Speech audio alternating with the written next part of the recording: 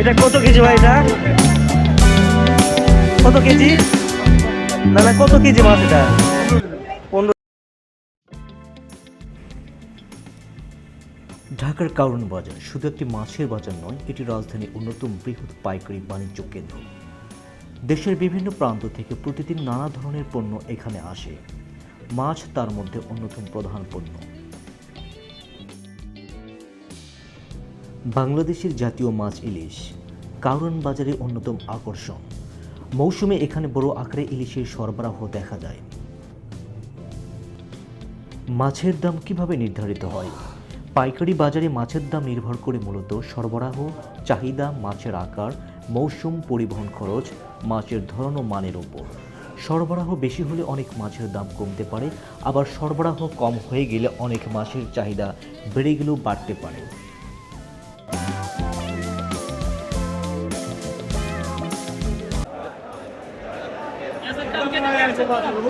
কত?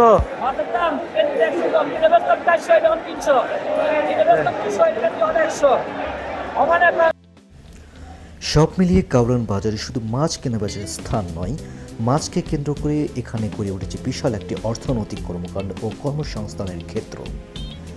দেশের বিভিন্ন প্রান্তের জেলে, ব্যবসায়ী, শ্রমিক ও বিক্রেতার সঙ্গে রাজধানীর ভোক্তাদের একটি গুরুত্বপূর্ণ সংযোগ তৈরি করেছে এই বাজার।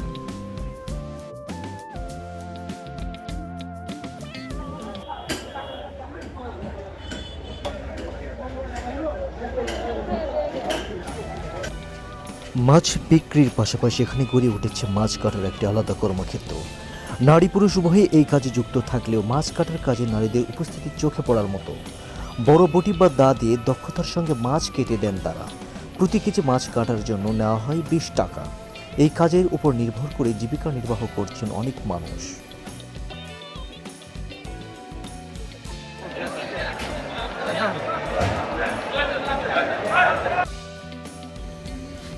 কারওয়ান বাজারের মাছের বাণিজ্যিক ঘিরে কর্মসংস্থান তৈরি হয়েছে হাজারো মানুষের।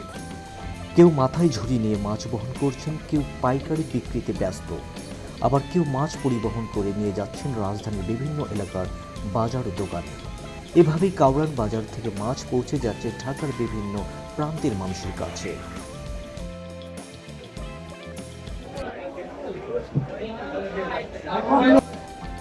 কোথা থেকে আসে এত মাছ? কারওয়ান বাজারে দেশীয় বিভিন্ন উৎস থেকে মাছ আসে। নদী, হাওর, বাওর, বিল ও উপকূলীয় অঞ্চল থেকে মাছ ঢাকায় আসে পরিবহন যোগে। সামুদ্রিক মাছও দেশের উপকূলীয় অঞ্চল থেকে আসে। একটি মৎস্যবাজার সংক্রান্ত তথ্য ভাণ্ডারে কারওয়ান বাজার চট্টগ্রাম, কক্সবাজার সহ দেশের বিভিন্ন অঞ্চল এবং ভারত ও মিয়ানমারের থেকেও মাছ আসার কথা।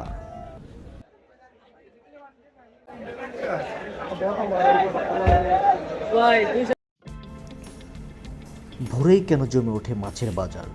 কারওয়ান বাজারের মাছের বাণিজ্যের সবচেয়ে ব্যস্ত সময় সাধারণত গভীর রাত থেকে ভোর 4টা থেকে সকাল 7টা পর্যন্ত ক্রেতা বিক্রেতার ভিড় বিশেষভাবে বেড়ে যায়।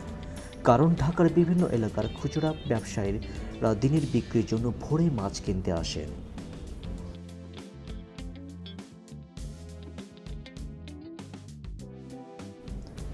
কী ধরনের মাছ পাওয়া যায় কারওয়ান বাজারে? এখানে মিঠা পানি ও সামুদ্রিক দুই ধরনের মাছ পাওয়া যায়।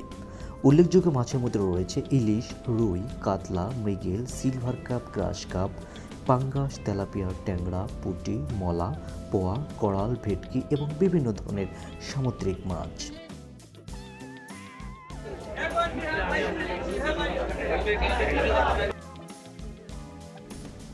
কারওয়ান বাজারে মাছের আড়তে শুধু মাছের কেনাবেচা হয় না, এর সঙ্গে জড়িয়ে আছে হাজারো মানুষের জীবিকা। দেশের বিভিন্ন প্রান্ত থেকে মাছ এসে পৌঁছায় রাজধানীর এই বাণিজ্য কেন্দ্রে। ভোরের আলো ফোটার আগেই শুরু হয় ব্যস্ততা। আড়তদার, ব্যবসায়ী, শ্রমিক, মাছ কাটার কর্মী ও পরিবহন শ্রমিকদের কর্মচাঞ্চল্যে মুখর হয়ে ওঠে পুরো এলাকা। এখান থেকে মাছ ছড়িয়ে পড়ে ঢাকার বিভিন্ন বাজারে, পৌঁছে যায় লাখো ভোক্তা রান্নাঘরে। তাই কারওয়ান বাজার শুধু একটি মাছের বাজার নয়, এটি রাজধানীর খাদ্য সরবরাহ ব্যবস্থার একটি গুরুত্বপূর্ণ প্রাণকেন্দ্র। বাংলাদেশের প্রত্যেকটি অঞ্চল থেকে এখানে মাছ আসে।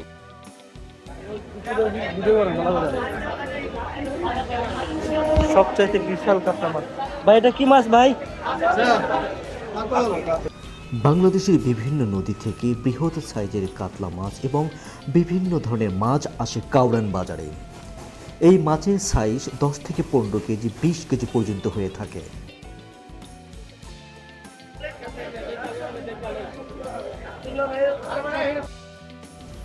বাংলাদেশকে বলা হয় মাছে ভাতে বাঙালি, কিন্তু এই মাছের সাথে সম্পর্ক যে বহু আগের থেকে তা অনেকেরই অজানা।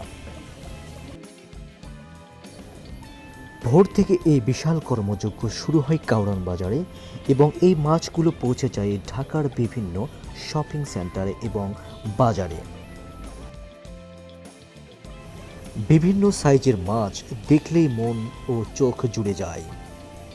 বিশাল বড় বড় মাছ দাম হাঁকাচ্ছে কেউ আকাশ ছোঁয়া, কেউ আবার নিম্নমানের। দেশীয় মাছের আনাগোনা আছে কাউরান বাজারে, কিন্তু এই দেশীয় মাছ নিতে গেলে অনেক টাকা খরচ করতে হয় সাধারণ ঢাকাবাসীদের।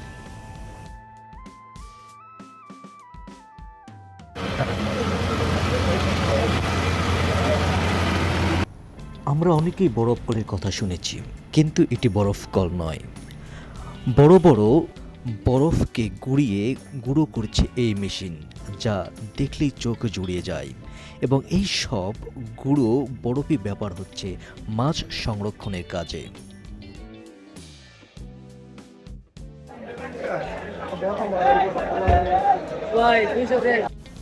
কাউরান বাজারকে বলা হয় বাংলাদেশের সর্বশ্রেষ্ঠ বাজার এবং সর্ববৃহৎ বাজার। এমন কোনো জিনিস নাই যে কাউরান বাজারে পাওয়া যায় না। প্রতিদিন শত কোটি কোটি টাকার আমদানি ও রপ্তানি হয় এই কাউরান বাজারে।